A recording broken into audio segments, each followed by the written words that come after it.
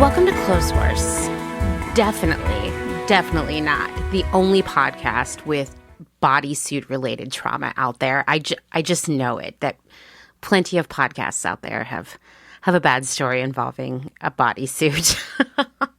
Perhaps you do too. I'm your host, Amanda, and this is episode 136. By now, you should know that I never believe that it is just clothes or just fashion. We spend a lot of time around here talking about how the fashion industry has a massive impact on the planet and its people. And I think by now, I hope, no one is going to argue with us about that. But if they do, we have plenty of arguments and data to persuade them otherwise. But the mere clothing we wear has such a significant impact on our mental health, our comfort, our feelings of fitting in or standing out, our general well-being. And even people, and I have some of these people in my life, who say that they don't care about clothes or what they wear, well, they do have favorite outfits, garments, items that make them feel their best. Even if their idea of best is just flying under the radar or being really cozy, clothing is a big deal. And that is why it is such a massive industry. Yes, we need clothes to shelter us from the elements, to keep us warm, to protect us from the sun and wind and bees and whatever else. But clothing wouldn't be a big moneymaker, the billions of dollars juggernaut that it is, if clothing wasn't an important part of personal self-expression and our sense of self. Otherwise, we would just grab stuff off the ground and drape it over ourselves, which does sound like it could generate some really great outfits. But in general, people care so much about what they wear. And that's what today's episode is all about. I am so excited about today's guest. Okay, I realize that I probably say that every episode about every guest, but I think I'm just a really excited person. And today you're going to get to meet Maggie, the Chief Everything Officer of Maggie Greene Style. She's going to do a great job of telling you what she does and how she does it. So I'm not even going to bother to explain that to you. Just wait. You'll learn it in a few minutes. We're going to talk about the difference between style and big fashion. And Maggie is an expert in the realm of wardrobe and shopping trauma, and she's going to break it down for us. I promise that so many of you are going to be nodding your heads as you listen to this conversation, saying, yes, I feel seen. Our conversation is so personal and so intense at times that I wanted it to stand alone in this episode. I had planned a big segment about the fashion media and how it promotes greenwashing. It's a really good segment. But I'm going to move that to next week's episode where, to be honest, it makes a lot more sense anyway. Maggie and I are going to be talking about some really personal stuff today, including our own shopping and wardrobe trauma. We're also going to be exploring the roots of our wardrobe trauma, which unfortunately begins in our childhoods with some really not great adults in our lives and some really not great peers. We won't be talking about abuse per se, but this conversation could be triggering for some. So if that's something that seems like something you don't need to hear today, skip this episode. There'll be another one next week, and it's totally about greenwashing. Okay, with all of that, let's jump right in.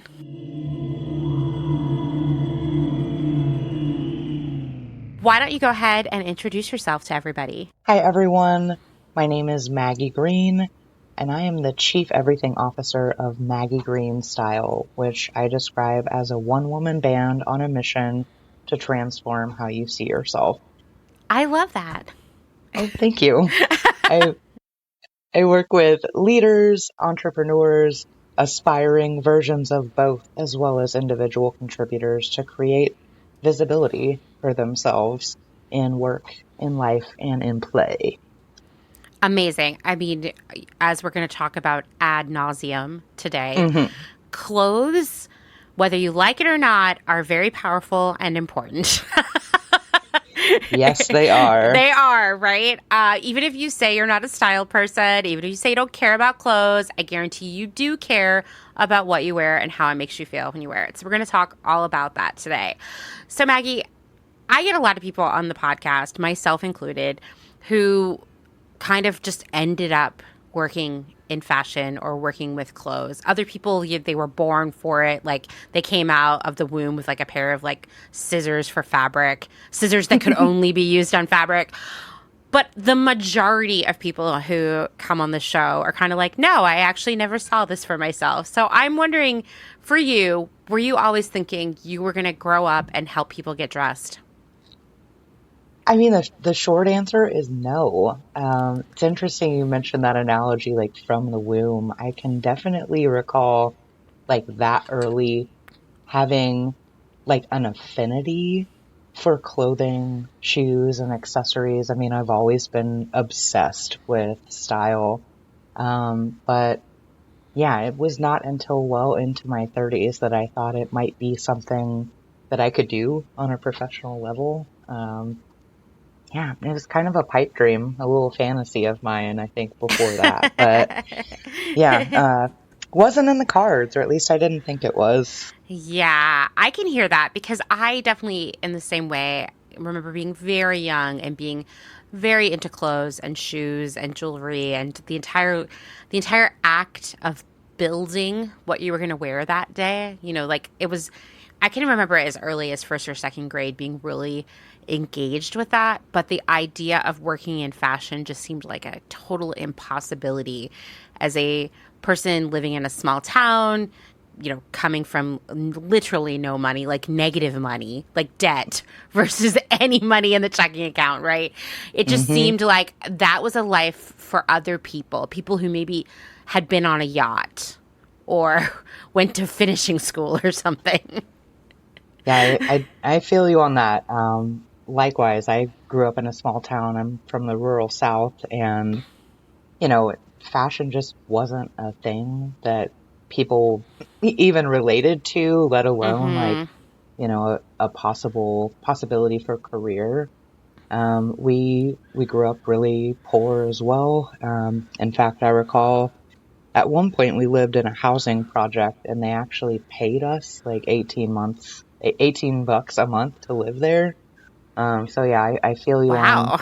extremely limited resources. I also feel you on, thinking about what outfits to wear. Like the first day of school outfit was always just really iconic. I So would spend important. days. Yeah. Yes, The yes. entire school year was going to be defined by what you wore that first day. That's right. Yes, it's super important. And Super picture day important. is a whole other level, Oh, right? yeah, yeah, absolutely. Not the same outfit though. Like you wouldn't wear your first day of school outfit for picture day. Like totally different. Yes. I mean, I remember, we didn't get a ton of school clothes. We just didn't have those means. But my grandma would always take me shopping for some school clothes in like late July. And on that day, that's when I would settle on what that first day of school outfit was going to be. And it would hang fully assembled with all accoutrement in the closet, like at the very front, so that I could open it every day and get myself hyped about wearing these clothes. I I literally like I feel so seen right now. Like I don't think I've ever heard another soul describe like that relationship with that outfit, that first day outfit, and like admiring it and curating it and like weeks in advance you knew, right? Like it was so Yeah. important. Yeah, same. No matter what the weather was on the first day of school, there was no adjustment. This is what you were wearing, right? Yes. Right. So there were many first days of school where I was incredibly sweaty or cold, depending on what that outfit ended up being.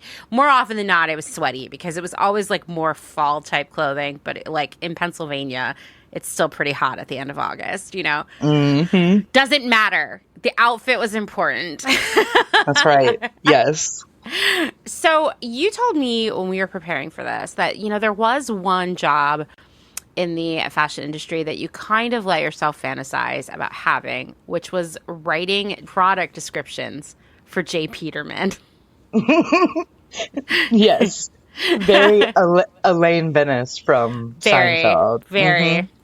Yeah, I was thinking about that earlier today because, like, I don't even know, is the J. Peterman catalog around anymore? Probably. Yeah, Probably. I don't think it's in print anymore because it's Sad. 2022 and everything's digital first now, but I do Right. still see social posts from them, and it's that same iconic format. It's just like we're looking at a pea coat and we know it's a pea coat, but there's this like 2.5 pages of story, and there's, this specific context and setting, and it's all about the feelings and like, yeah, I just was so turned on by that. I've always loved writing, and I Mm-hmm. thought, maybe that was a way that I could kind of combine my obsession with style and my affinity for writing. It didn't work out that way. And in retrospect, I'm laughing because this was me at like 14, 15 years old. And I thought in that moment, that was really shooting for the stars. Like that's the best that I could do. Uh-huh. I mean, to be fair, that's pretty top notch. And I do think, like, while I might not be super into the J. Peterman clothing aesthetic, like, I do, as a person for whom the clothing I wear is actually a really big deal and a really major player in how I'm going to feel each day, uh, hmm I really appreciate the idea of narrative around the things we wear. And, in the era of like we're launching, like 500 new products every week and the copy is just like imported or waist Yes. 28 on a small model is 510 imported 100% polyester. Like that's the kind of Uh-huh. product copy we get now on a lot of these websites, primarily because it's like it's all about getting as much product live on the site. The era of flowery copy is over, and more importantly, like unfortunately, what I've discovered in my career is that nobody reads any of it. So Yeah. I get it, but I do think that like there is something that has been lost in terms of like creating a story and an emotional relationship with the things that you buy and wear. And it's really hard to fall in love and develop a deep attachment to something that says 34-inch inseam imported 50% I don't 50% cotton. You know what I mean? Like it's just hmm cool. Wow. Can't wait to wear whatever that garment is. Right? Yes. Yes. So, okay, why why didn't you go into fashion or clothing, something adjacent earlier? I honestly did not feel it was accessible to me. It Mm-hmm. seemed so far removed and far from my reach, like socially speaking, culturally speaking. I just did not feel like it was a fit. So there was that aspect, but there was also, I'm a first generation college student, a first generation homeowner. So I didn't have any models, right, Mm-hmm. for career path. And when I started thinking about school and what I might want to do, the immediate priorities were like practical in nature. Like, how can I Totally. survive? How can I make sure the bills are paid, and not end up homeless? How can I afford to have the wardrobe of my dreams? Like, what's going to give me stability so that I can keep myself in clothes that I want? Um, yeah. And I mean, on top of that, I grew up in a highly dysfunctional, toxic, abusive environment that just was not conducive to exploring, at least on any deep level, like my creative desires. Mm-hmm. Mm-hmm. In fact, when it came to fashion, there was a bit of, well, a considerable amount of discouragement. And, I describe it as like trying to tamp out a fire. Like the first day of school, the first outfit of the year just like created this passion, Mm-hmm. and in trying to express it, I was immediately met with criticism and, so when I say it wasn't accessible, there were so many barriers between myself and what I wanted that I just went a totally different direction. The direction that I thought, again, would offer stability, and it wasn't as much of a priority to have like that kind of creative turn on aspect. I didn't give myself permission to do that until much later. Yeah, I mean, I like hearing you talk. I just see so much of my childhood, my teen years reflected. It's. I felt as if dreaming was really discouraged, and it was just sort of like I don't know how it was for you growing up, but for me, it was like the expectation that the moment I hit adulthood, I was expected to move out and care for myself because I'd been such a burden for too long.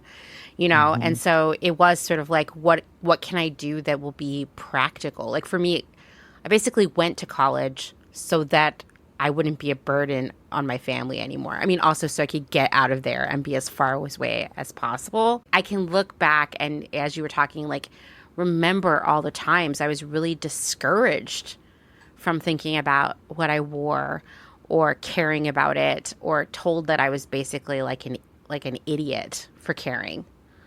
Yeah. And, people who are not like us, who don't have that relationship with clothing and that just interest, creative, propensity, I guess, for style and personal expression, they don't get it, and they see the idea, I mean, of course, in an abusive environment, it didn't matter what I was talking about. It was like, whatever you're interested in, Yeah, like, I'm going to exactly. criticize you for, I'm going to try to take that away from you. But Yeah, I think, definitely. It could have been and music. It could have been, yeah, you could have been really into science and it hmm would have been squashed. but as far as style and fashion go, like, I think a lot of people see it as this kind of two-dimensional, like really superficial, I don't know, like it's even more than a privilege. It's just like this, yeah, like I said, superficial, luxury maybe. It's not Mm-hmm. important. Mm-hmm. Oh, absolutely. It's materialistic. That was so, I mean, Yeah. I am completely estranged from my mom. I haven't spoken to her in like 2.5 years now, and it was the best decision I ever made for my mental health, although I wouldn't have guessed that. hmm And because, like relationships with mothers are really complicated, and you feel as though you're supposed to, no matter what, take what you get from this person because you owe your life to them, right? And the thing that my mom would always paint me as both a kid because I cared about clothes, as an adult who actually accidentally ended up working in that industry, is that no matter what I did in my personal life or career, no matter what I achieved or the things I learned or the good things I did for other people and the world around me, it didn't matter because my interest in clothing made me shallow and materialistic and my life sort of meaningless. And this, even as an adult, was really being pushed my way, that my job, which was ultimately like has made me whatever this means, like, the most financially successful person in my mother's family, right? hmm Which certainly involved a lot of hard work and learning and experience and skill on my part, was always just dismissed as this dumb, stupid thing that I was doing that just was like made me a bad materialistic person. I hate that for you. I hate it for me too. I mean, listen, I get that a lot of people who thought for a long time that as a buyer, I went shopping for a living, and really what I was doing was like really elaborate critical thinking, like every day that hmm somehow involved clothes a little bit. But I do think that that's the idea out there, that if you care about how you look, it's almost like if you show up in an outfit that looks like too much effort went into it, you're automatically like a very shallow, uninteresting person. I completely disagree, but Yeah. I've gotten that pushback from people before. socially even, you know? Yeah. I would say in my experience, it was anytime I tried to achieve something or like lean into that which was uniquely me, which of course was not in alignment with, again, what was modeled before me. I didn't have peers, right, in my family. I was kind of the black sheep. It was every time I explored that or expressed that to any degree, there was this accusation or kind of implication that I thought that I was better. I knew Or that that, was yeah. coming because this is what I would always hear. That word better. That I Mhm. thought I was better. Yes. And thinking of like some of the, core memories, right? In my most formative years, I remember my maternal grandmother, like I heard her say this in other contexts, but then it was handed down, right? I heard it from my mom when she was speaking to me and other relatives. My mom's sister, who I refer to as my primary abuser. It was this idea of like, you can't get above your raisins. Not raisins like dehydrated grapes, but like I thought this. raisins too, the nature's candy. Yeah, like you're stuck here. Like you're part of this cycle and there's no way out of it. And to think that you might be able to transcend that barrier at any point is like, number one, to leave us behind. And how could you even conceive of that, right? After everything we've done for you. Like, um, Mm-hmm, mm-hmm.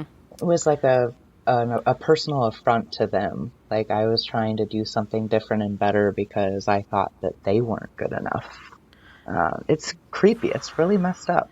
It is really messed up, but I feel like you're speaking about my life. I mean, I think Mhm. definitely for me, like moving away, going to school, traveling, living in different places, having a career, it made me the black sheep of my family. Like I on my mother's side, like no one cares about me or communicates with me or had any interest in seeing me.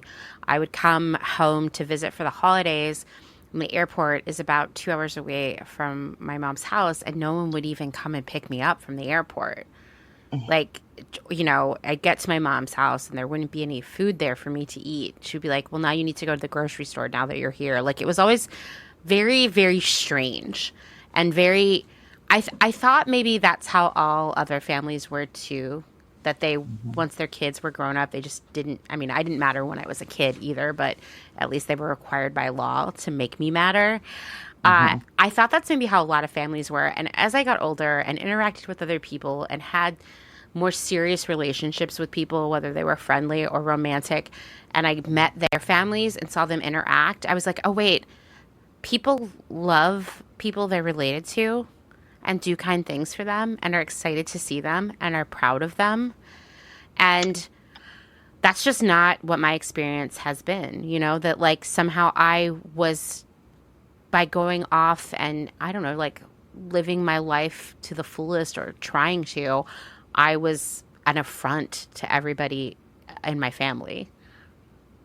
I I feel so much empathy, and just as you're saying, like, of course we have a lot in common. When you mentioned the empty fridge, like I can't say, I mean, there were definitely times when our family experienced food scarcity, but like thinking about your own family dynamic and then you get exposed to other dynamics and you're like, okay, this is different. Like one thing that occurred to me is snacks. Like kids are just allowed to have like open access to the snack cabinet at any time. Like I mean, that blew imagine. my mind. What do you mean?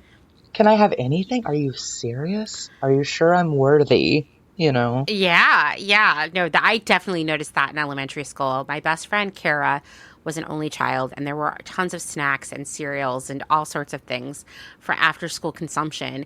And my mom kind of low key did not want me to keep going there after school because I think she thought I was filling me with my head with ideas about Oh, access to snacks. ah, heaven forbid, right? Like the horror. Oh my The God. horror. Yeah, exactly. Exactly. I mean, all this to say that you and I are both very passionate about style, and we both agree that it's really important. And even though people think style and fashion are the same thing, you and I, as people who are very into what we wear, we see the distinction there. Oh, yes. So why don't you explain it for everybody? Okay, I'll keep this pretty simple. Okay. But Okay. always, especially like the very first conversation that I have with a stranger or a potential client, like, I need you to know this about me because there might be misconceptions or assumptions. So they come into the conversation ready to talk about fashion. Like, we can talk about fashion, but I want to introduce you to the distinction between fashion and style. So the way I see fashion is, sometimes I call it big fashion. It is, yeah, it's the system. It is the rules, quote Mm-hmm. unquote rules. It is the messaging. It is honestly antithetical on an ethical level to what I enjoy, what I'm passionate about. Um, it is an architecture, an infrastructure that is set up to prioritize profit over people, Mm-hmm. and style is this whole other open world in which there are no rules.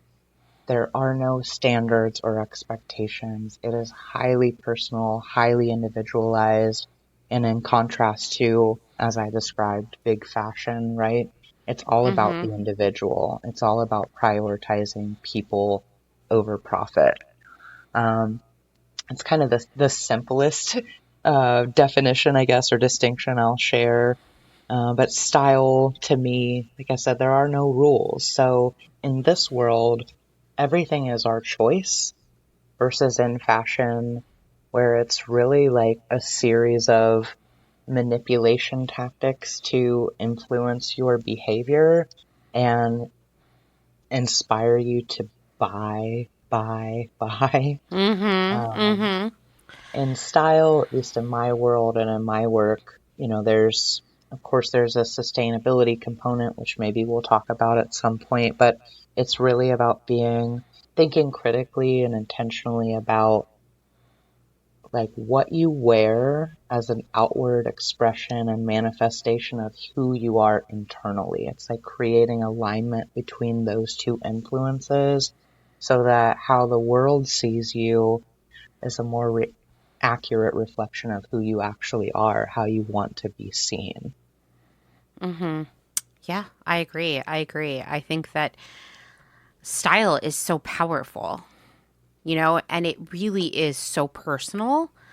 And I think that's why when you hear people who maybe are a little uncomfortable because maybe they haven't been given like the permission to express themselves via what they wear, they'll say things like, "Oh, I could never wear that," right? Because they're rather than understanding that it's their choice to wear it, they're seeing it as this like set of rules that's been put in place by big fashion, which includes Hmm. fashion media, right? And Oh, yes. all of it, which will tell you, oh, here are 6 outfits you as an allegedly pear-shaped or banana-shaped person can wear, right? Like we have these rules like, oh, sorry, I am over this age, so I can't wear a mini skirt and I need to chop off my hair and like all of the other bullshit. I saw something last week where someone was like, people over 30 shouldn't wear black eyeliner. I was like, Oh my God. what are we doing here? But like these rules that are grounded in nonsense, Mhm. all of the bad things like misogyny and anti-fat bias and racism, ageism, all those things. That's where these rules come from. And all of those bad things are have deep roots within big fashion, but they don't need to be a part of style at all, and they shouldn't be a part of style. Yeah.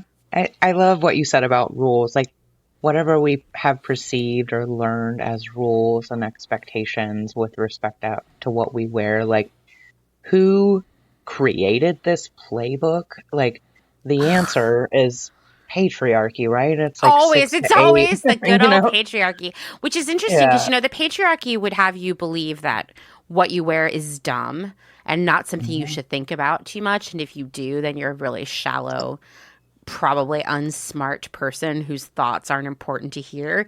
Yet at the same time, the patriarchy is like BTW. We have all these rules around what you can and cannot wear. Yeah, you need this to feel complete, or like there's no such thing as enough. And like whatever pain you might be experiencing right now, here is the solution. This new capsule collection where you have to buy every single piece, right? Or, look out for the summer sale or the mid-season, post-season sale. Like, yeah, they really, I say they, when I think of the patriarchy, I picture like this conference room and it's like 6 or 8, like just crusty old white dudes, like deciding what's next and what's best for us. That doesn't resonate with me at all. Like, you all don't care about me. You're trying to leave a legacy for your family. You're trying to get rich before you die. And there's no place for me there. I mean, I will tell you, as a person who has worked in this industry for a very long time, that actually the patriarchy really is running the show. Hmm. Like literally, not even figuratively. Every job I've had, primarily the middle management and the rest of the workforce, has been female. And the executives are always white men of a certain age. Like Yeah. always.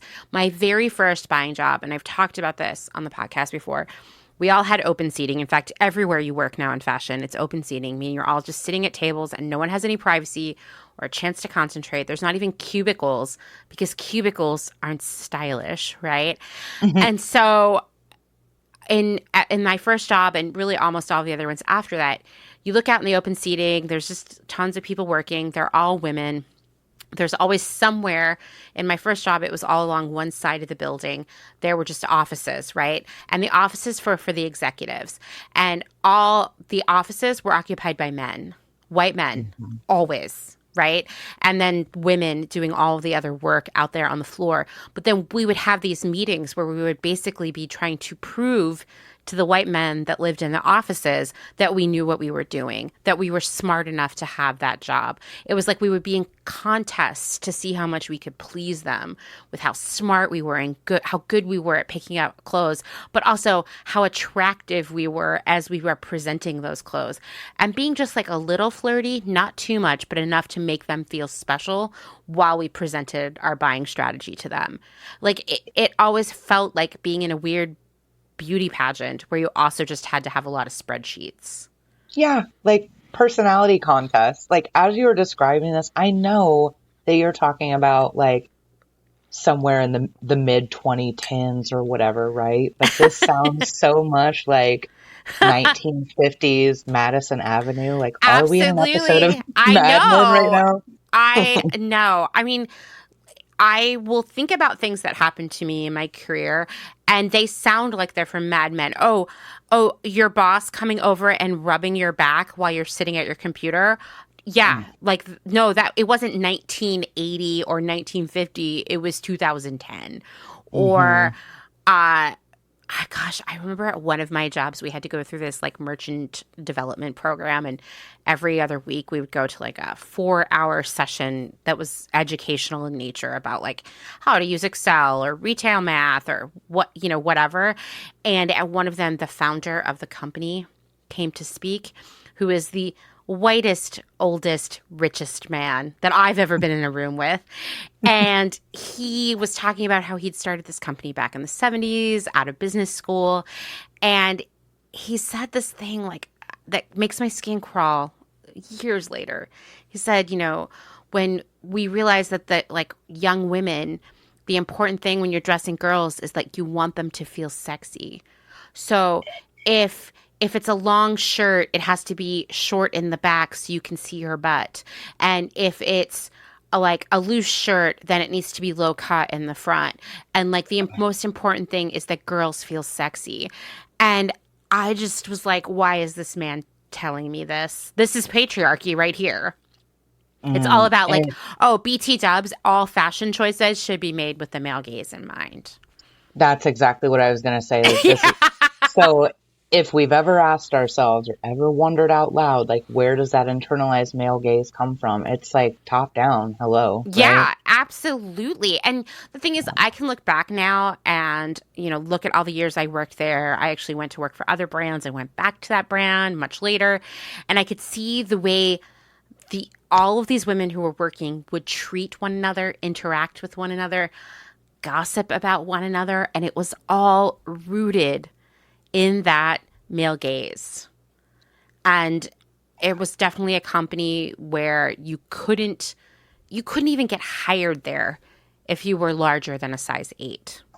If you did somehow get hired and slip through, you would never be promoted. People would not be your friends. No matter how skillful or talented you were, you had to meet this certain measure of beauty and thinness that was required by some unspoken rule at this company that everyone knew, even if they never said it out loud. And that's one place in this large industry where it's all happening, you know? Let's take a moment to thank a new supporter of Clotheshorse, Athletic Greens. They have a product I use literally every day. I started taking AG1 because it's important that I feel as healthy and energized as possible if I'm going to be able to do all the stuff I need to do in a given day, from working my day job to creating Clotheshorse to reading my ever-growing mountain of books.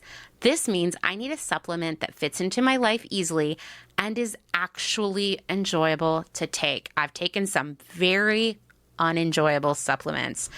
For a while, it seemed like half my suitcase for every business trip was just bottles of vitamins, and AG1 has changed my life because it only takes up a tiny, tiny bit of space in my bag, and I really enjoy taking it. Who says that about a supplement? I have never said that before, but I mean it. I've been on it for a few months now, and I love it. It doesn't taste like it's super healthy. It has a kind of mild tropical with a hint of vanilla taste that I actually look forward to each morning. I'm serious. I'm excited to drink it in the morning.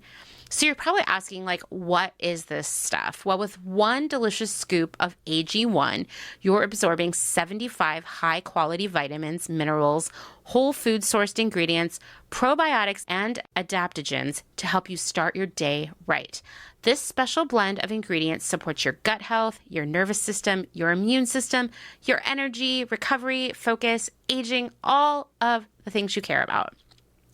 It's very lifestyle friendly, whether you eat keto, paleo, vegan, dairy-free, or gluten-free, or only Taco Bell, AG1 fits for you. It also costs you less than $3 a day. It's way cheaper, trust me, I did the math, than getting all of the different supplements yourself, which I appreciate as a very thrifty person. I also love that I'm skipping all of the plastic packaging waste for all of the supplements I was taking in the past. So many containers. I am not an athlete. When I do work out, it's in very uncool pajamas, but AG1 is a small micro habit with big benefits for me. It's one thing I can do every single day to take great care of myself. For every purchase, Athletic Greens donates to organizations helping to get nutritious food to kids in need, including No Kid Hungry here in the United States. In 2020 alone, AG donated over 1.2 million meals to kids. My other vitamins weren't doing anything for anybody else except filling up my suitcase. Right now is a great time to reclaim your health and arm your immune system with convenient daily nutrition. It's just one scoop in a cup of water every day. That's it. Shake it up and enjoy it. There's no need for a million different pills and supplements to look out for your health. Seriously, the first thing I do every morning, well, first I feed the cats, but then I mix up my scoop of AG1 with some water, I shake it up, and I sit on the couch and drink it while I listen to NPR, and it is delightful. To make it easy, because I know you're so jealous, you want to try this now, Athletic Greens is going to offer you a free 1-year supply of immune-supporting vitamin D and 5 free travel packs with your first purchase. All you have to do is visit athleticgreens.com/clotheshorse. Again, that is athleticgreens.com/clotheshorse to take ownership over your health and pick up the ultimate daily nutritional insurance.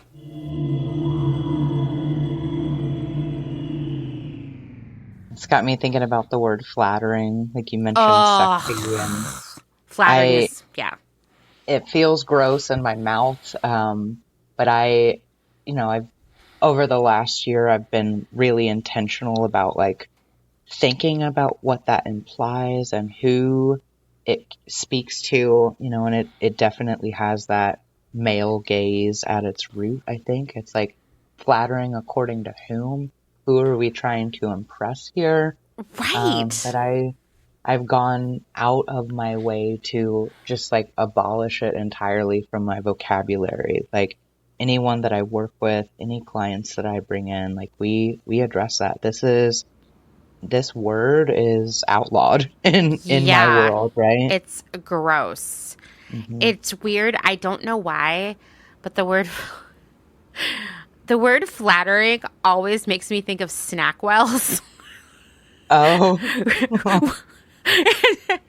which are disgusting also, but like feel like, as like in my late teens it was like I could know late teens snack wells were already gone. Let's think more like junior high. In junior hmm. high, snack wells were what you ate if you were an acceptable female.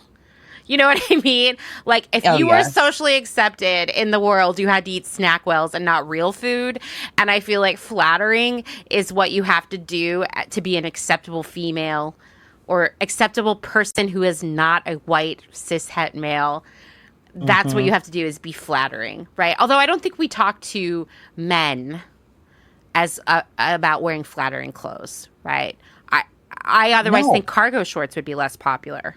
Yeah, don't Not flattering if exactly. you want my real opinion. They're always hanging too low. Oh my gosh, yes. Yes. I'm just kidding. If you love your cargo shorts, keep wearing them, but make sure that you have them pulled up the whole way. Because sometimes I'm like, that man, one false move, the shorts are gone. I think it's all the stuff in the pockets. It's Just weighing it dangerous. down. It's Yes. dangerous. Yeah. Yeah. Don't put that many pockets on a garment that doesn't connect the whole way up over your body. It's just too risky. We Um, need an OSHA consultant here. Like, is yeah. this safe? I think it needs to be like a cargo one piece, although it could give you neck and back problems if you overloaded those lower pockets. I don't know. Anyway, we never talk about flattering in that way, right? But yet it is something that is like I remember getting all the teen magazines, and they would all talk about like basically you can wear this, but you can't wear that. But if you have this body, you can wear this, but not that. And it was always like, equating your body type to or shape to that of some sort of fruit or vegetable, or like it was always like, do you have boobs or not? Like that, like the age-old quandary of do you have boobs or not, right? And what you can wear based on that. And I just think for some of us, it is so deeply ingrained in there that it's going to be a lot of work to free ourselves of that. And I still, even though I know it's bullshit, every once in a while, I'll get in my head about it. So, I don't know if it's appropriate to share this story, but you were talking about breasts, and I happen to have them. They're ample in size, which has always been an interesting challenge for finding clothing It's solutions, true. but It is true. Yes. kind of tying it back to upbringing and personal style and like getting dressed for school. I remember this very specific ringer style t-shirt. It was like heather gray with black rings, and I'd had it maybe for a couple of months, but like all of a sudden overnight I woke up with B cups, and I was Uh-oh. not prepared. So on the front of this shirt was printed the word whatever, very cheeky and subversive for like a middle school or late elementary school. And here I am with B cups, and it's like the letters had stretched, like they were starting to stretch to such a degree. And I just remember being, chastised at home, of course, like I would stand a certain way. And because I had breasts now, I was accused of calling attention to them. Like, there's no hiding these guys, right? They're part of my body. But I remember being picked on at school. Like, everyone up to that point had complimented the shirt. They were like, oh, that's so haha, whatever, you know. And now all of a sudden I have boobs and like the message is like literally distorted. Yeah. Freaking boobs are hard when it comes to Boobs clothing. are hard. So I have a very, it's so visceral. It's like if I think about this moment, I'm instantly transported there.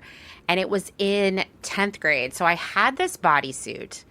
This is already a dark story. If you know a bodysuit's involved, you know it's about to get wild. I had this bodysuit that I had bought on sale at the Express with my babysitting money. So this being from Express meant it was like a very exciting, luxurious article of clothing for me. Like, this was, I probably paid $20 for it, but it felt like it was $200. And it was gray pinstripe, and it had kind of like the cups on it, but not like rigid ones, but they had like the outline there. There wasn't like, wire or anything in there. But I mean, it was like a boob shirt, except when I bought that bodysuit, I had no boobs, like I was wearing a bra just to feel like I was womanly in some way or another. Right. Mm-hmm. And I got I wore the bodysuit to school, and I remember someone being like, oh my God, like, who else has that bodysuit but way bigger boobs? And it was this girl, Allison, who was a year ahead of me, and she walked by in the same bodysuit, and she definitely did have much, much more ample bosom than me. And we both had this mortifying moment where we both covered our chests with our books and walked on. Oh. I am not kidding you that 2 weeks later, a weird thing happened overnight, which is that my boobs came in, if you will, but like unbeknownst to me, sort of. And so I got up that morning, got dressed, put on that bodysuit, went to school, and I was walking down the hallway like, just a normal day. And I could see my friend Trisha, kind of a friend of me. She was like sort of a mean girl.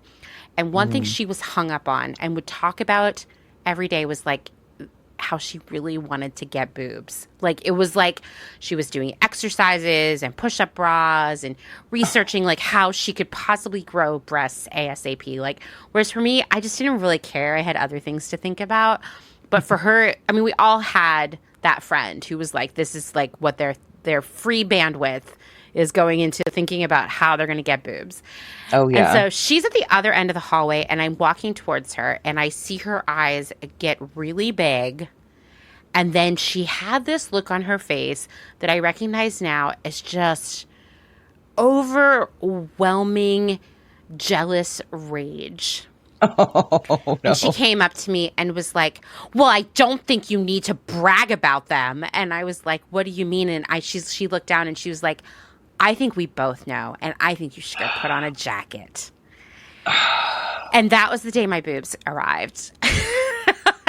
And there they were.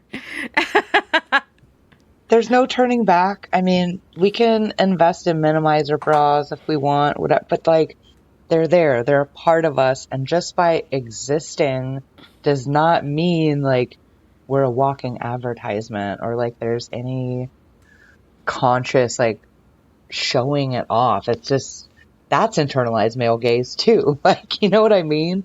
It's so gross. And I think that moment really lived with me for a very long time. And I would wear a sports bra or 2 sports bras well into my 20s.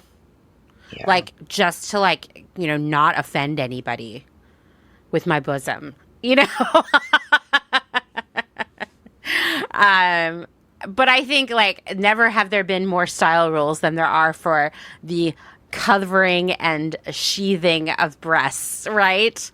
I saw a post on LinkedIn. This has been a couple months back, and it was a cisgender white woman, and her question was just like, warning, this is spicy. This is gonna get spicy. She's like, do you consider cleavage, exposed cleavage, any level of it, professional or unprofessional?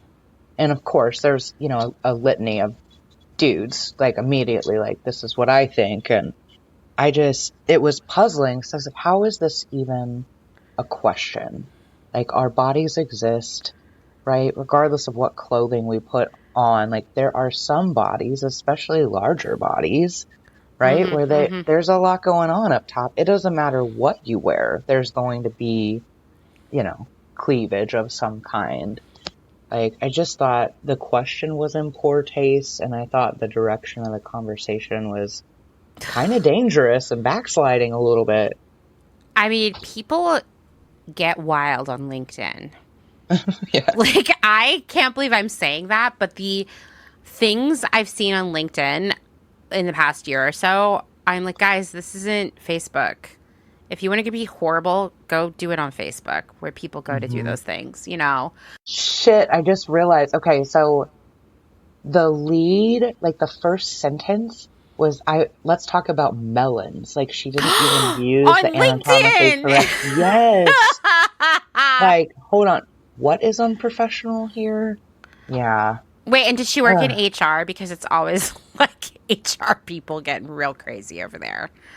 I honestly, I didn't bother. It was like next. After I saw that, I spent a few minutes like just processing. This is probably not someone with whom I want to be associated. So, well, yeah. And we know, like, for example, I think this is a great segue into this idea of like professional clothing, which is probably, I think, as an adult, probably the place where most of us encounter the most rules around what we're allowed to wear. And I know this gets into dodgy territory because I understand to a certain extent why dress codes exist in offices, banks, etc., because they want like a very professional, polished look. The problem is that a lot of these ideas around professionalism and dress codes, when it comes to our clothing, really often stigmatize larger people who aren't white, people who aren't cisgender, people who have large breasts. I mean, like, that's like, I was talking to someone the other day who was telling me how they had to send an employee home for wearing low-cut shirts, and I kind of wanted to like fight with them about it. Yeah. Because like sometimes what doesn't appear to be a low-cut shirt is very low-cut depending on the shape of your body, right? Exactly. And there's this idea that like our bodies must be hidden away in order to be professional. And like, I get you want your team at work to be clean and clothed practically. And like, there are many jobs in which what you wear would keep you safe. Like, I understand why you need to wear closed-toed shoes in a warehouse, right? Yeah, exactly. Like PPE. Like, I get these uniform. things, right? Yeah. But, like, just tell me exactly why having my arms uncovered is going to be, like, just ruin the business. Exactly. And if I'm interfacing with the public at a desk and they can't actually see anything below my waist, what does it matter if my skirt or my pants or whatever, like, hit X number of inches below the knee in a seated position? Like, no one's ever going to see my legs. What are you talking about? Well, Maybe it's like it's patriarchy, in school, Yeah. It's like you're distracting your male coworkers, just Exactly. like we hear it in school. It's always the females and the students who are socialized as female, right, that get called to task on that. It's our problem to fix. It's not about training, our male students to mind their own fucking business, Yeah, I remember there was a thing at my high school where you couldn't wear a shirt where your bra straps were visible. And I still to this day, I'm like, yeah, people wear bras. Like, what's the problem? Like, especially, growing bodies in high school are wearing bras. Yet we have to hide that. Like, I guess we're also going to like hide and stigmatize menstruation, puberty as a whole. Who knows what else? Yeah. Of course we are, right? Yeah, it's all part of that package. But this is where these style rules begin. I mean, they go back even earlier to when your parents like have to choose between whether they're going to put you in pink or blue clothing. Oh, yes. When it comes to dress codes, like, all of that is so highly gendered, and as we're coming to accept and embrace as Western culture specifically, like that gender is a spectrum, in a professional context, you have a dress code that says, okay, this is what men wear and this is what women wear. But we know that men and women are not the only kind of people that we're going to encounter at work. So where does that leave everyone else? Right? And Right. why couldn't a man wear a dress if he wants? Because they're more comfortable. Everyone should be allowed to wear a dress if they want. Yes, I highly recommend it. Yeah, way more comfortable than a pair of pants. Everyone free. Everyone in a tunic ASAP. Let's do it. In the future, it's like a tunic wardrobe. I just know it. Tunics for all. Let's take a moment to thank some of the incredible small businesses who keep Clotheshorse going via their generous Patreon support. Selena Sanders, a social impact brand that specializes in upcycle clothing using only reclaimed, vintage, or thrifted materials, from tea towels, linens, blankets, and quilts. Sustainably crafted in Los Angeles, each piece is designed to last in one's closet for generations to come. Maximum style, minimal carbon footprint. Shift Clothing out of beautiful Astoria, Oregon, with a focus on natural fibers, simple hardworking designs, and putting fat people first. Discover more at shiftwheeler.com. Late to the Party, creating one-of-a-kind statement clothing from vintage, salvaged, and thrifted textiles. They hope to tap into the dreamy memories we all hold. Floral curtains, a childhood dress, the wallpaper in your best friend's rec room, all while creating modern, sustainable garments that you'll love wearing and have for years to come. Late to the Party is passionate about celebrating and preserving textiles, the memories they hold, and the stories they have yet to tell. Check them out on Instagram at Late to the Party People. Vino Vintage, based just outside of LA. We love the hunt of shopping secondhand because you never know what you might find. Catch us at flea markets around Southern California by following us on Instagram at vino.vintage so you don't miss our next event. Gabriella Antonis is a visual artist and an ethical trade fashion designer. But Gabriella is also a radical feminist micro-business. She's the one-woman band trying to help you understand why slow fashion is what the earth needs. The one-woman band to help you build your own brand. She can take your fashion line from just a concept and do your sketches, pattern making, grading, sourcing, cutting, and sewing. The second option is for those who aren't trying to start a business and who just want ethical garments. Gabriella Antonis will create custom made-to-measure garments just for you. Her goal is to help one person of any size at a time, including beyond size 40. To inquire about this serendipitous intersectional offering of either concept, DM her on Instagram to book a consultation. Please follow her on Instagram and Twitter at Gabriella Antonis. And that's Gabriella with one L. Gotta get that spelling right. Dylan Page is an online clothing and lifestyle brand based out of St. Louis, Missouri. Our products are chosen with intention for the conscious community. Everything we carry is animal-friendly, ethically made, sustainably sourced, and cruelty-free. Dylan Page is for those who never stop questioning where something comes from. We know that personal experience dictates what's sustainable for you, and we are here to help guide and support you to make choices that fit your needs. Check us out at dylanpage.com and find us on Instagram at dylanpagelife&style. Salt Hats, purveyors of truly sustainable hats, hand-blocked, sewn, and embellished in Detroit, Michigan. Find us on Instagram at Salt Hats. Gentle Vibes Vintage. We are purveyors of polyester and psychedelic relics. We encourage experimentation and play not only in your wardrobe, but in your home too. We have thousands of killer vintage pieces ready for their next adventure. See them all on Instagram at Gentle Vibes Vintage. Thumbprint is Detroit's only fair trade marketplace, located in the historic Eastern Market. Our small business specializes in products handmade by empowered women in South Africa, making a living wage, creating things they love like hand-painted candles and ceramics. We also carry a curated assortment of sustainable and natural locally made goods. Thumbprint is a great gift destination for both the special people in your life and for yourself. Browse our online store at thumbprintdetroit.com and find us on Instagram at thumbprintdetroit. High Energy Vintage is a fun and funky vintage shop located in Somerville, Massachusetts, just a few minutes away from downtown Boston. They offer a highly curated selection of bright and colorful clothing and accessories from the 1940s to the 1990s for people of all genders. Husband and wife duo Wiley and Jessamy handpick each piece for quality and style, with a focus on pieces that transcend trends and will find a home in your closet for many years to come. In addition to clothing, the shop also features a large selection of vintage vinyl and old school video games.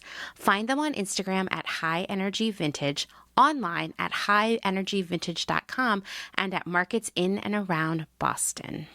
Vagabond Vintage DTLV is a vintage clothing, accessories, and decor reselling business based in downtown Las Vegas, Nevada. Not only do we sell in Las Vegas, but we're also located throughout resale markets in San Francisco, as well as at a curated boutique called Lux and Ivy, located in Indianapolis, Indiana. Jessica, the founder and owner of Vagabond Vintage DTLV, recently opened the first IRL location located in the Arts District of downtown Las Vegas on August 5th. The shop has a strong emphasis on 60s and 70s garments, single-stitch tees, and dreamy loungewear. Follow them on Instagram at Vagabond Vintage DTLV and keep an eye out for their website coming fall of 2022.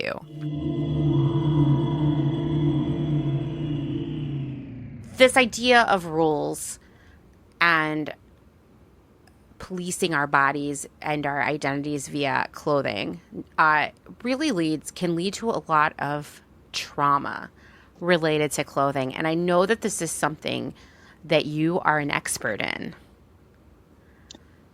Yes, it feels good to hear that, to be acknowledged and validated on that level.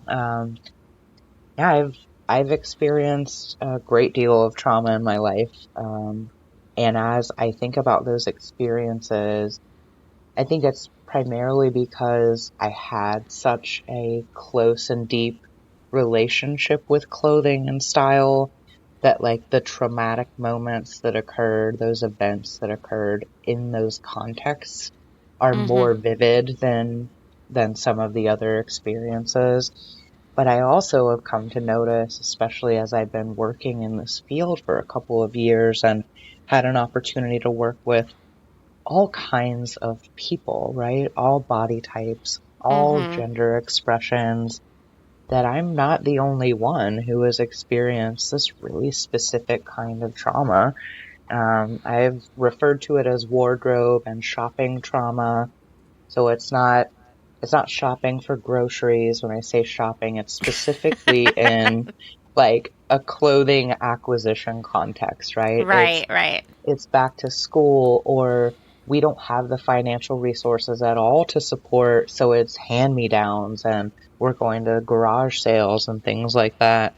But, you know, based on my own experiences and observations with clients, it's not even just a singular type of wardrobe and shopping trauma. There are like subtypes. There are 4 of them that I've identified so far. Perhaps that list will grow, but they're very specific. And if you're interested, I'd love to share. I'm kind of a nerd on the topic. I think that this is really, I think a lot of people listening to this are going to see themselves in what you're about to share. Well, thank you for the opportunity. I really appreciate that. So we're talking wardrobe and shopping trauma. We know that trauma in general describes disturbing experiences, right? That, you know, no matter when or where they happen in our lives can have an impact well into, you know, decades later, right? If it happens in childhood, it haunts you through adulthood, or can. So the 4 types of wardrobe and shopping trauma that I've identified so far are chronological, circumstantial, financial, and hypercritical. And of course, these are all intersectional.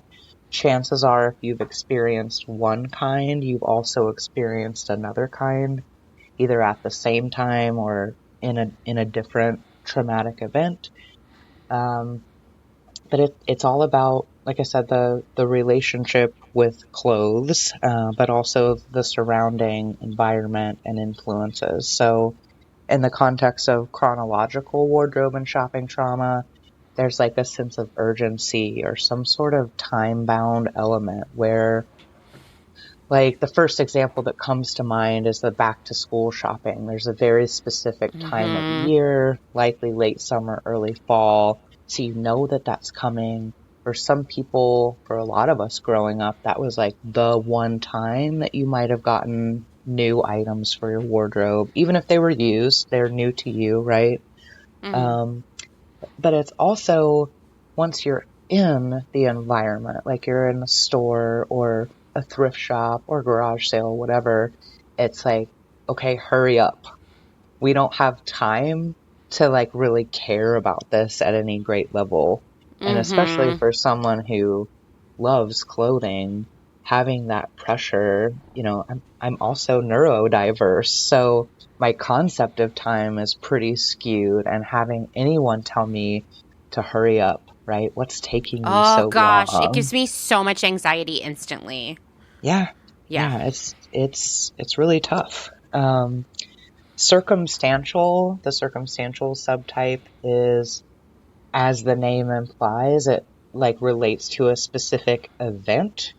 A couple of things that come to mind are like catastrophic, like natural, whether natural disasters or something like that. Maybe you have a house fire, or it's this specific isolated event. You're in attendance at a wedding, or um, it's really unique, and it's based on circumstances versus like there may be the chronological time bound element as well, but it's kind of like that really isolated one off thing that happens, not recurring, that's happened one time and just, has that lasting impact.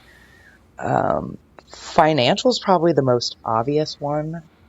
It can be, certainly it speaks to our shared history and experience, Amanda, where we're coming from limited financial resources, right? So it's the element of money. It could be the absence of those resources, but it also can touch on shopping addiction, where it's like money is no object, right? And we're trying to fill a void, and in that activity or in that behavior, we're actually causing trauma in our lives. There's the shopping addiction in that experience, but there's also acknowledging it, how it impacts your family. Maybe you lose your house because you're in a mountain of debt over, your clothing shopping addiction. You're addicted to Instagram ads and you just can't stop yourself. It's true. Hypercritical is, I would say, it's the one that I personally experience the most, and what I hear the majority of my clients sharing, which is it's a kind of generational trauma. It's really where anytime you're getting dressed or you're thinking about clothes or sharing about your body or how you look in a specific outfit, you're met with instant judgment and criticism, either about your body, the clothes that you're wearing. It can happen when you're in school. Like, I think that's probably a shared experience across like our entire, let's say, middle school, high Yeah. school experience, right? And a lot of these traumas happen like within our most safe and sacred spaces, which makes them even more impactful and hurtful in the long term. We're all familiar with the concept of an internal monologue, right? One of the questions that I ask my clients is, like, when you're getting ready for work in the morning, you're getting dressed to go out with your friends, like, whose voice do you hear in your head? And a lot of times it is those influences, those voices that said those hurtful things to you as a child, or, you know, Yep. um, as a young adult or whenever it happened, right? Trauma can happen at any time. But it's interesting. It's like that internal monologue becomes this weird kind of composite of all those really negative and critical influences. It's like the soundtrack to our trauma, you know? Yeah. Yeah. No, I think it's interesting that, I mean, I can think of all of these times in which, specifically in school, but also outside of school, where someone made me feel bad about what I was wearing and how those feelings I still think of, I still think of those moments as an adult. Mhm. And why is it that we think of those people and not the people who said, wow, you look really great today? Like, why is it the mean people who come back to visit us in our memories? Why is that? I don't know. I wish I had an answer for that. Like, Because I mean, there was this guy who I grew up with. His name was Gary Duke, and I'm going to say his full name here because he deserves to be called out for being an asshole. And he, like, when we were in seventh grade, which, what is that? Like, you're like 12 in seventh grade, maybe turning 13. He mhm. drove to school. So he was older than us. He'd been held back a few years. I'm sure he had all Wow. kinds of problems at home. I can't even imagine, like, probably not having a great life. But he would stand outside my homeroom every morning and be like, "Good morning, ugly," when I walked by. And I felt, I guarantee that Gary Duke hasn't spent one moment of his adult life thinking about me. But every once in a while, I'll be like, God, why was Duke so mean to me? I wish I would have had a comeback for him. You know, Mm. it's unfair that it works that way. I remember, like, when I'm thinking about elementary school, middle school, through those years, for the majority of the time, I had like a bowl cut, kind of Oh, no. yeah, DIY bowl cut. Yeah. I started, I started kind of course, I'm a natural blonde as well. So I think this was about third grade, as Ellen DeGeneres was becoming popular, but hadn't yet come out. Um, Mm-hmm. yeah, I remember people, the kids, right? Kids picking on me and saying, like, you remind me of Ellen. And I remember feeling like really like that was a compliment because she's hilarious and she's a beautiful Right. person. But that carried through, right? Like, again, small town Kentucky, super Oof, ignorant, really yeah. conservative. Once she came out and they continued to use that analogy to describe me and pick on me, it was like, okay, so you're obviously equating a short haircut to lesbianism, and like I don't have a problem with this, but I know that you're framing this as an insult, like you're trying to hurt me. Um, Right. yeah, I'll never forget that. You look like Ellen. You remind me of Ellen. And I was like, oh, that's so awesome, Because she's right? so Like, thank funny. you. Yeah. And Yes. famous. Yeah. Yeah. Yeah. I mean, that is like, for me, it was a struggle because I was an extreme late bloomer. I had cancer when I was a small child, and it just sort of set me back a few years in terms of growing. So even by the Hmm. time I'd reached high school, I still had to wear children's size clothing. And I didn't really grow into my full like adult size until I was in college. And in elementary school, it didn't matter that I was wearing kids' clothes because, like, so was everybody else, right? But I do Hmm. remember getting this dress that I loved and wearing it to school in sixth grade. And this girl being like, "You look like a baby. What are you, a baby?" And I felt so embarrassed. And it started, and I love that dress. It had like all these ruffles on it that were black and white striped. And honestly, if I had that dress right now, I'd wear. I know it was so good. Puff And sleeves. That's what I'm picturing yeah, in my mind. exactly. Oh, Yeah, it was amazing. It's yes. like basically how I dress as an adult now, but it took me a long time to Yes. get there and just be that person. And it really set in motion just, so many traumatic shopping trips where it was inevitably like, back to school, like you were saying, because that was one of the only times we ever went shopping for clothing, unless there was some really important, like someone was getting married or we had to go to a funeral kind of thing coming up.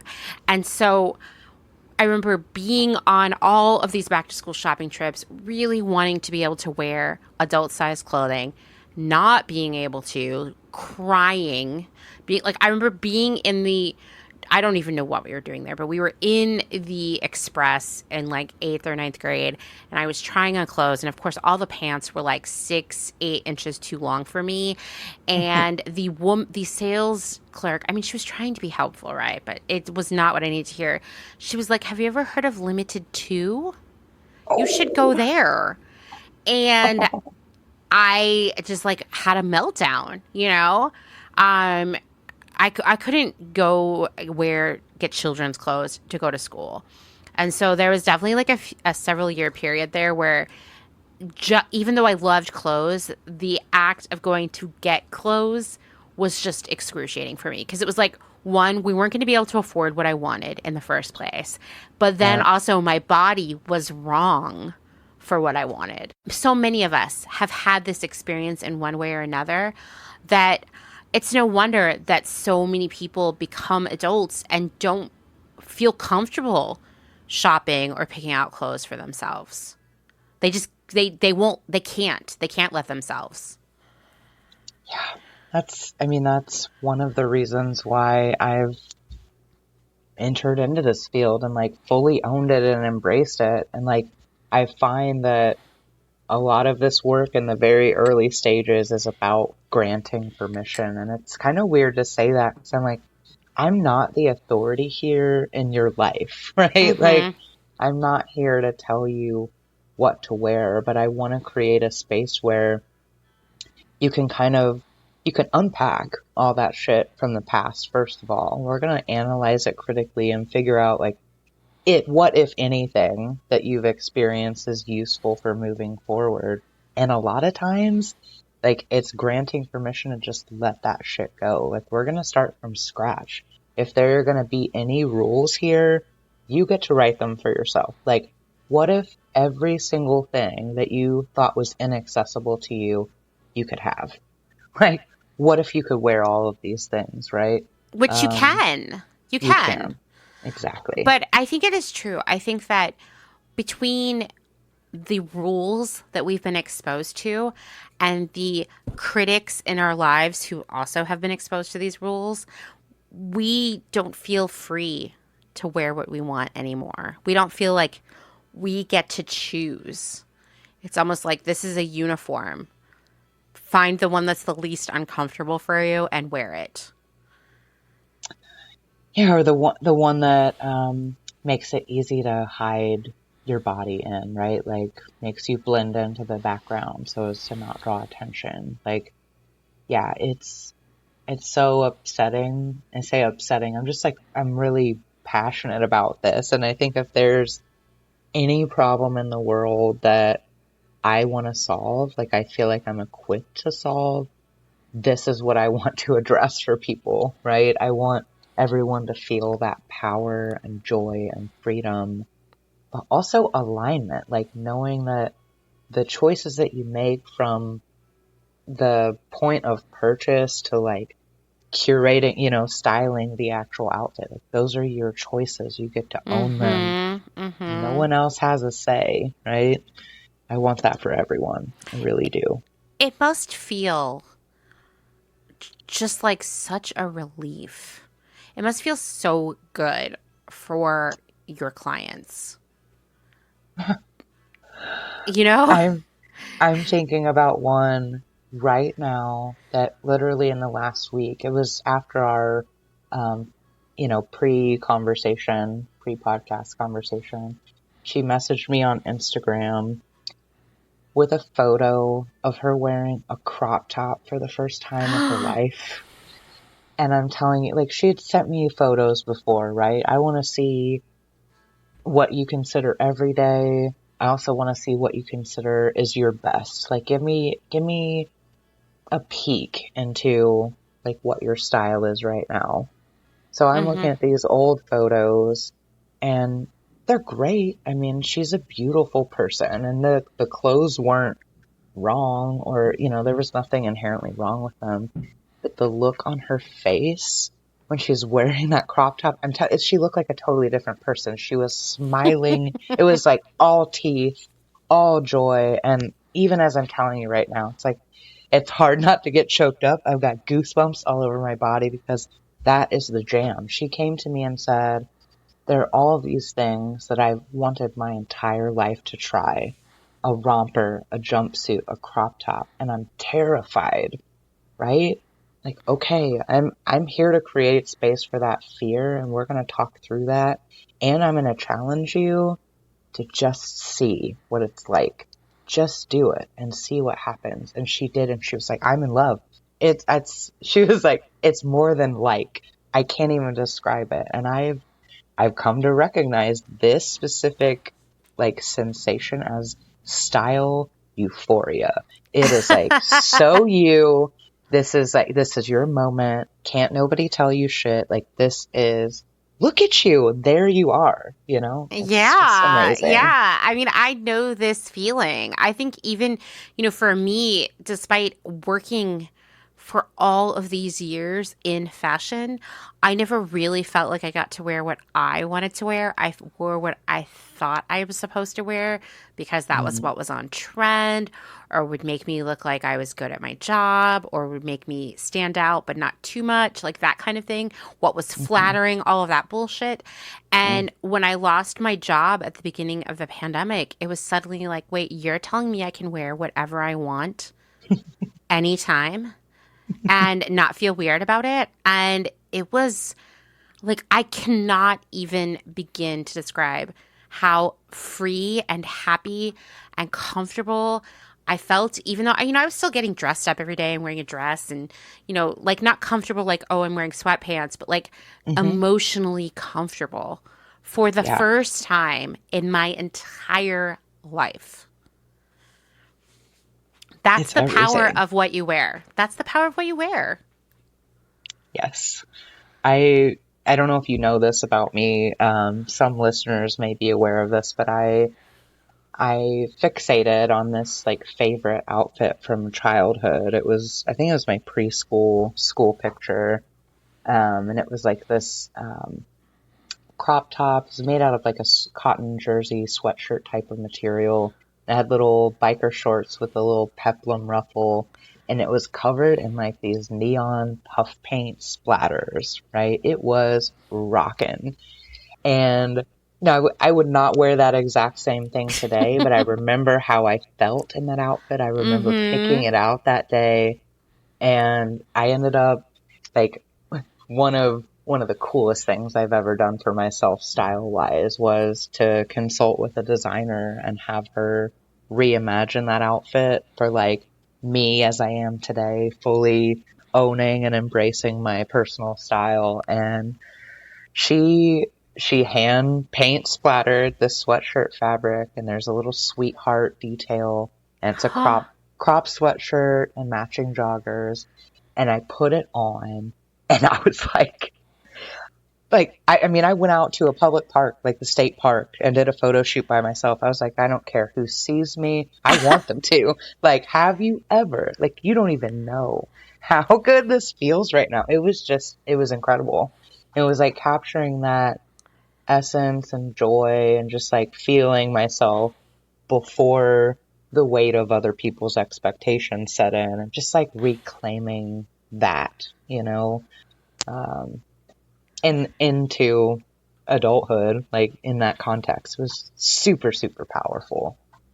Yeah. Yeah, I mean, I can believe it. I'm like tearing up thinking about it because I know that feeling. And it is life-changing. And once again, when people are like, "Oh, clothes are stupid," or if you care about clothes, you're shallow, or, I don't know, somehow inferior as a person, the reality is that clothes do have a major impact on how we feel in the day to day. And those of us who are really really into expressing ourselves through our personal style, I would say that like every day that we get up and get dressed, we're making decisions about who we want to be that day. Hmm. And cannot understate like the power of that and how like in how your day goes.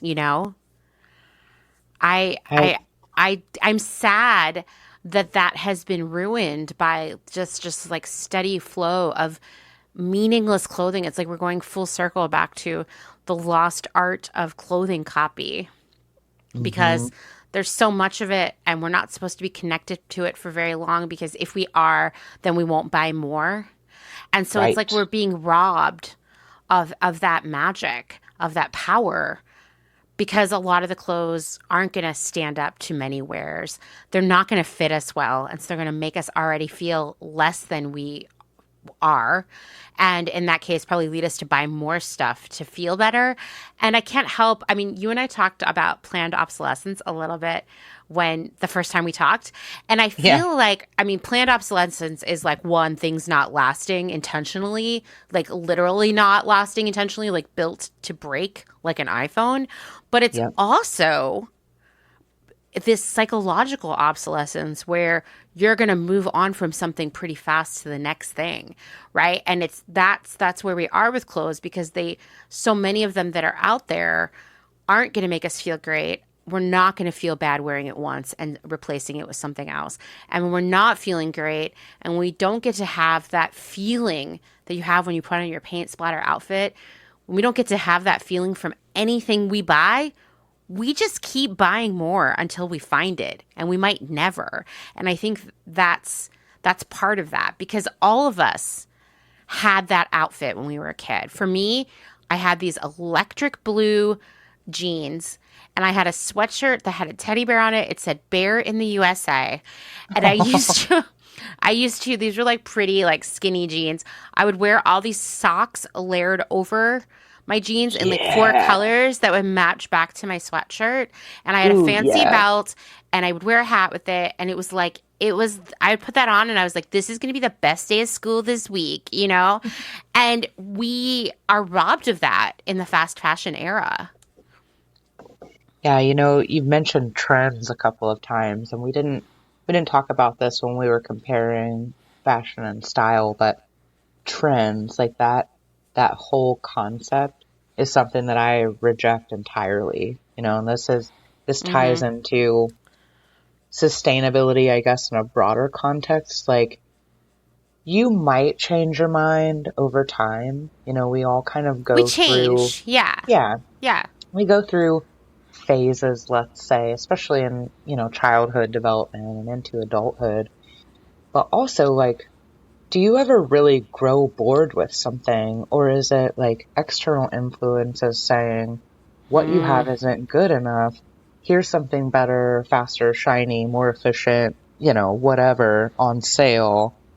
Like, I I always challenge the client to start with what they own, right? What are your favorite pieces? When I talk Mm-hmm. about building a capsule wardrobe, it's not for, I mean, it can be for a season or specific mood or like vacation destination, but I want to challenge you to create a collection of all of only your favorite things, right? What would that be like if everything that you put on every single day just like made you feel like a total badass, right?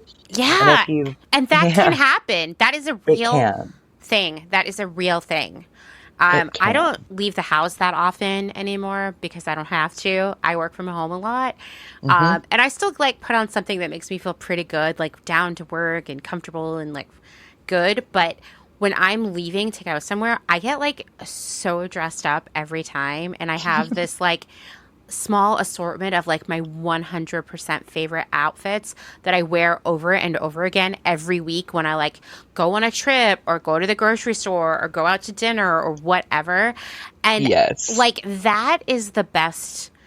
Anyone who hasn't experienced that, like you need to call Maggie right now and get some help, because it is like a present you give yourself.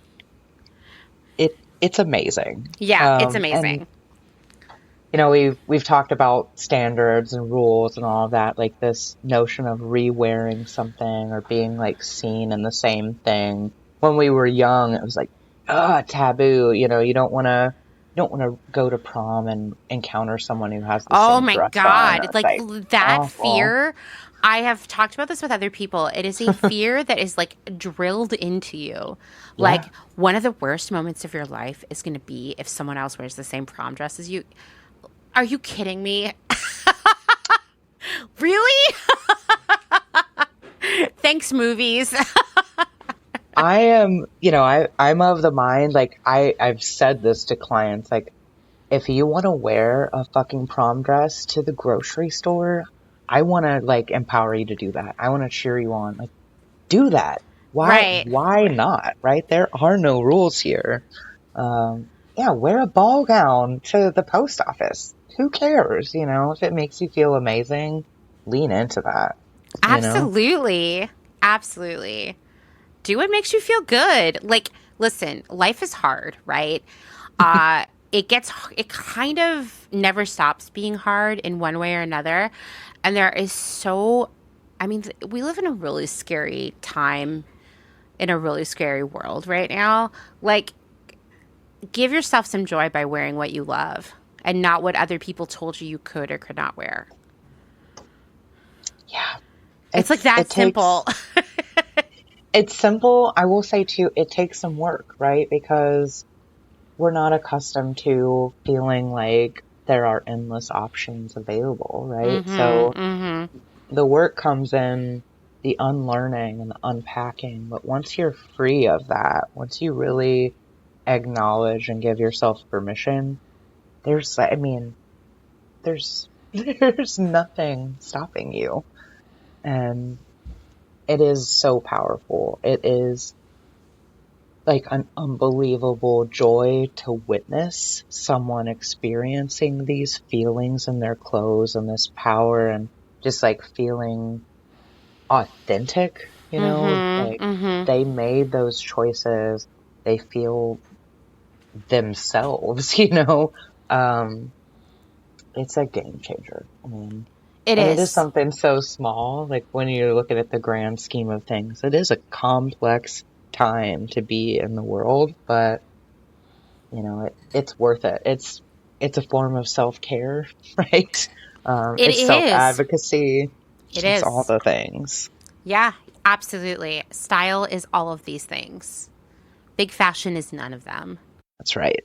Well, Maggie, I had such an awesome time talking to you today, and I'm just going to go ahead and tell everyone that you're going to come back for Halloween.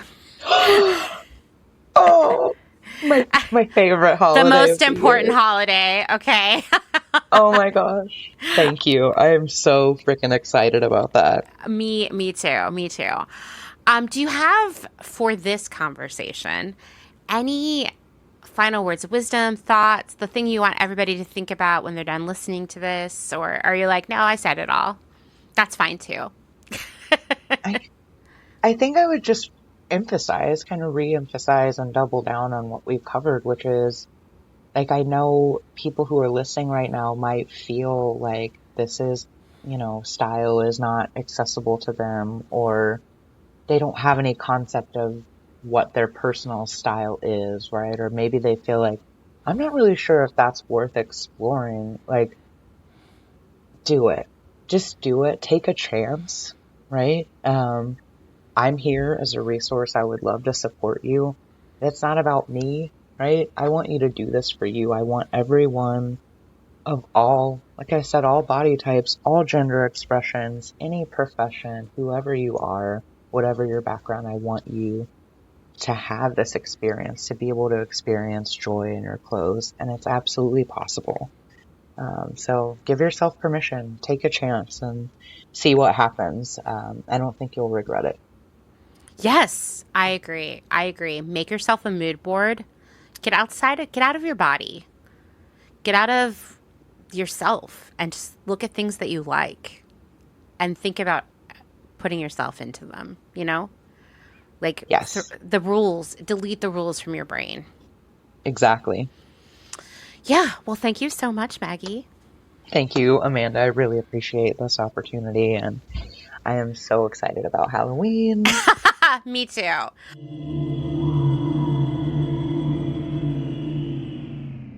If you're enjoying this episode, then this is a great time to remind you that my work here at Clotheshorse is made possible by the support of listeners like you, just like NPR, and these great small businesses. Please go give them your support.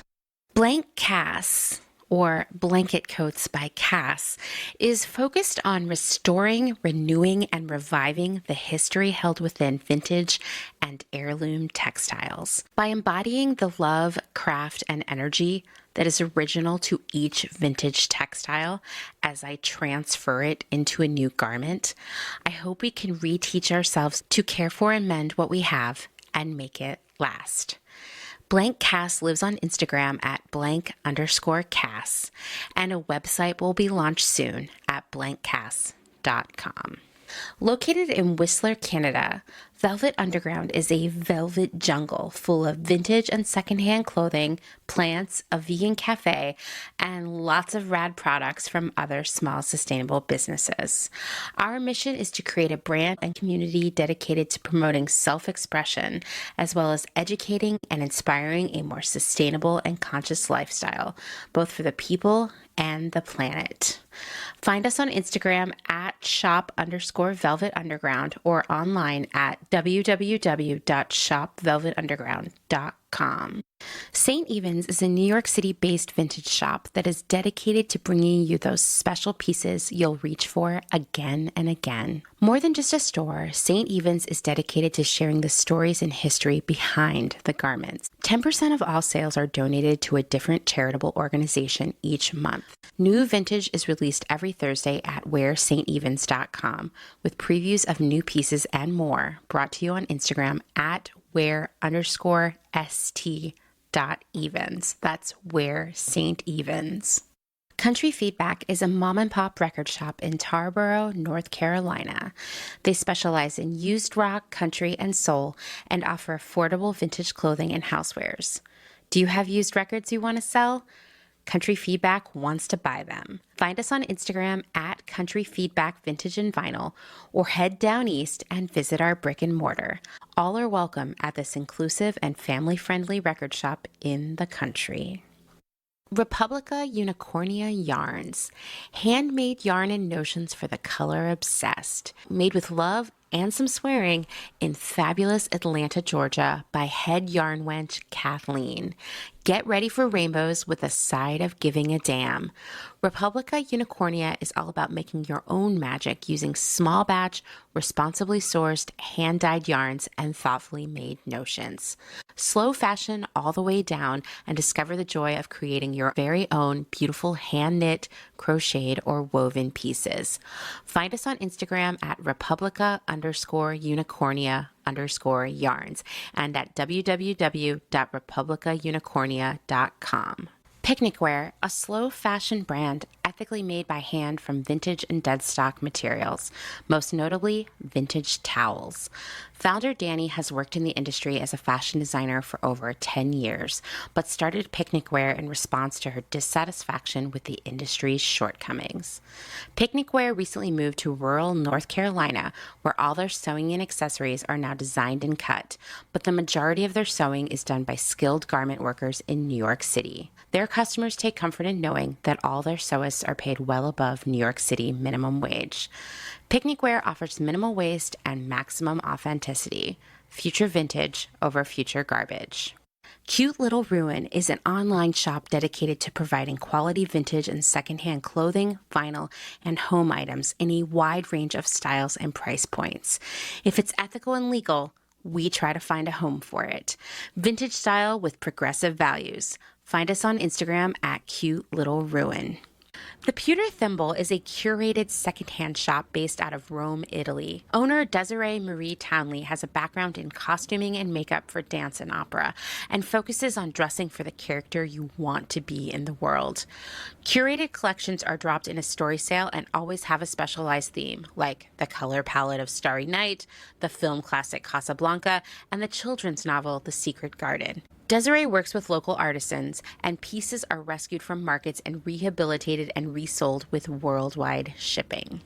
The Pewter Thimble is a collection of pieces that will have eternal style from the Eternal City. Discover more on Instagram at The Pewter Thimble. Thank you again to Maggie for taking the time to talk to me. I had such an incredible time. I wish that Maggie lived down the street from me so we could just chat like this every day. Maggie will be back for our second annual Clotheshorse Saves Halloween episode. I can't wait. Where we are going to want to hear from you about your favorite costumes created from stuff you already own. So more details are going to be coming on that very soon. It's kind of wild to think that Halloween's not really that far away. This year is going way too fast. In the meantime, please give Maggie a follow on Instagram where you'll find her as @GreeneStyleMags. And please do yourself a favor, check out her incredible blog at MaggieGreeneStyle.com where she explores wardrobe trauma. And I'm going to share that link in the show notes. She'll also tell you what to wear to the gynecologist because yes, it will make the difference. You know, it's never a fun time. Make it a better time, right? She has another really great blog post. I mean, there are many, but one that I loved was what she has learned from 25 plus years of violating dress codes. So please go check all that out. It's linked in the show notes. There's just one last thing I want to cover before I end this episode, and it actually ties into all of this. It's strange how so many different events, conversations, moments in your life will end up being all tied together as if they were a script that someone wrote for a film or, you know, a novel.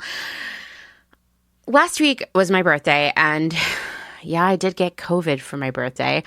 But between my birthday and my symptoms of COVID, Dustin and I drove down to the Gulf of Mexico and spent the weekend camping in our RV near the beach, and it was so great. We rode our bikes around town. I saw lots of great birds. I cannot recommend the Merlin app enough if you're into birds like I am. We laughed so many times until we were crying. I mean, it was just a really great weekend. But on the way down to the Gulf, we stopped in a town called Lockhart so Dustin could do a quick work Zoom meeting. We found a cafe there. Dustin ran back to the corner table to jump into his meetings, and I ordered some coffee for us. And so far, pretty normal story here, right? Well, there were two women this is a tiny cafe, and they were sitting in a little table right by the counter. They were having a conversation that was unfortunately as loud as it was cruel and bigoted. I won't repeat what they were saying, but it was super transphobic. And one of their targets was non-binary people because it was just something that they could not understand or respect.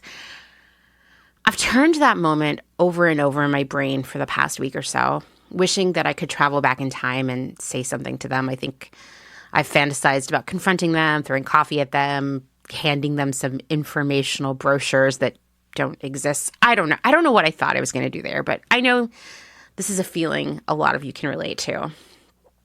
The whole conversation it made me sick. It made me scared. It made me just so sad and hopeless. Instead, what I did is I gave them a really hard look. I'm not sure they noticed. And then I hid back in the corner with Dustin, stewing with rage and despair. You know, I never thought of myself as a brave person until I started working on Clotheshorse. I knew I was a strong person, but brave, I mean, that's a big word, right? If anything, for most of my life, I've wanted to attract as little attention as possible because that just feels safer. But over the past 2+ years, I've wrangled with trolls and mean influencers, bad comments and DMs, you name it. I've had really intense conversations, both here on the podcast and on social media, that I would have never felt empowered to have in the past. And I've realized that I am a brave person. I am a brave person with a tiny bit of a platform that does have an impact on the way others think about things. I like to think that I've changed some minds out there, or at the very least, helped others realize how brave and powerful they are, which is a pretty big deal. And so I think it's important that I speak up when I can, where I can, about things that are important to me, that I share my truest self whenever I can, because it does have impact on others. I have silently struggled with my gender, this idea of being a woman, a girl, a lady, for my entire life. I can see that for those who know me IRL, that might be surprising because I am always wearing a dress. I have super long hair. I love Hello Kitty and glittery eyeshadow and pink, all of these cliche trappings of femininity. But it's important to say, for all of us to know, that taste is not gendered. Aesthetics are personal choices that should not be tied to a gender binary. I always knew that I wasn't a man, but I felt strange as a woman too. Even after dating people of all genders, of having a child of my own, being a woman always felt foreign. Like my brain didn't agree. It's like the shape of my mind didn't fit into this woman's body. But I would argue with myself about it. Like, well, you must be a woman because you hate wearing pants. As if, pants are the true signifier of gender, right? 5 or 6 years ago, around the time Dustin and I got married, I was really, really thinking about this a lot, just on a daily basis. And maybe that was because my relationship didn't feel gendered in the way every other relationship I've ever had has felt. Maybe it's because for the first time I felt safe and loved and cared for. And these were all novel feelings for me. It was around that time that I made the very silent decision that I would no longer force myself to feel, at least privately, tied to any gender identity, or at least no binary gender identity. I'm a people pleaser, so it felt like too much to share this decision with others. Like somehow changing up the pronouns they used with me would be too much work for them. I don't know. It's nonsense. I get it. But that's my nature. And yes, I'm working on it. This year, I was empowered and inspired by a lot of people in my life, including my non-binary child, Dylan, to finally ease into very slowly shifting those in my life to start using she, they pronouns with me. It's in my Slack profile at work. I get introduced at professional events with those pronouns. And you know what? It's just this like small thing, or it would seem small. It makes me feel like my true self for the first time ever. Truly comfortable in my skin. I changed the Clotheshorse Instagram profile a few months ago to she, they pronouns. I didn't say anything. I don't know if I'll ever make the full transition to they, them, mostly because there's something, I don't know, like comfortable and familiar about keeping she in the mix, like a childhood nickname or something. My feelings on that might change with time. I know for other non-binary people that is like not an option, and I understand that as well. I guess I just felt like this was something to share with all of you because maybe some of you are feeling the same way, or you noticed my pronouns in my Instagram profile and you wondered, or maybe there's someone else in your life who's experiencing the same feelings as me. I would never have shared this 2 or 3 years ago. There's no way I would have done this at my last job. Oh my God. I can't even imagine what would have happened there. People would have laughed at me. People would have been mean to me. That's what would have happened.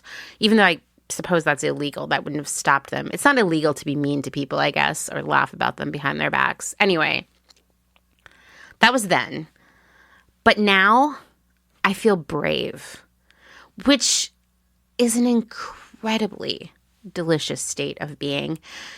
And it's thanks to all of you for listening to Clotheshorse, for supporting Clotheshorse, for being a part of my life week after week and letting me be a part of your life week after week. It's made me brave. It's given me the chance to feel this way. And I am so grateful. Thank you. Thanks again for listening to another episode of Clotheshorse, written, researched, hosted, edited, all the things by me, Amanda Lee McCarty. If you like what you're hearing, please leave a rating or a review on Apple Podcasts, or do neither and just recommend this podcast to a friend. That's actually probably more impactful when I really think about it. If you'd like to support my work here on Clotheshorse, you can go check out patreon.com/clotheshorse-podcast. And thanks, as always, to my other half, Dustin Travis White, for our music and audio support. And one last thing, I'm just going to throw this in here for all of you who listen all the way to the end. The department is coming back in September, probably mid to late September, but I know some of you have been missing it, and we've got a pretty good series planned, so stay tuned for that. All right, that's all I've got. Bye.